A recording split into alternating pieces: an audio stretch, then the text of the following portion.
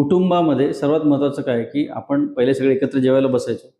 बरोबर? एकत्र जेवायला बसल्यानंतर आपण सगळे एकमेकांशी चर्चा करत होतो. सुख-दुःख एकमेकांशी वाटायचं. ज्याला आपण कुटुंब प्रबोधन म्हणतो. तर ते कुटुंब प्रबोधनामध्ये काय असतं, की आपल्या एक शेअरिंग असते. आपण सगळे बरोबर फिरायला जातो.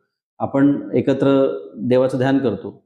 या सगळ्या गोष्टींचा जर तुम्ही विचार केला, तर याचा तुमच्या लाईफस्टाईलवर एक पॉझिटिव्ह इम्पॅक्ट होतो. कारण तुमचे स्ट्रेस शेअर करण्यासाठी काही लोकं असतात. तुमची लक्षणं जसं एका स्त्रीला समजा स्तनात गाठ असेल, तर ती जर तिच्यावर कोणी शेअरच करणार नसेल, तर ती कोणाबरोबर शेअर करेल? ती अंगावरच काढणार ना. बरं. त्यामुळे मग जेव्हा तुम्ही कुटुंब म्हणून एकत्र राहता, त्यावेळेस ह्या गोष्टी शेअर होतात. तुम्हाला जे नॉलेज आहे तुम्ही कोणाबरोबर ते शेअर करू शकता.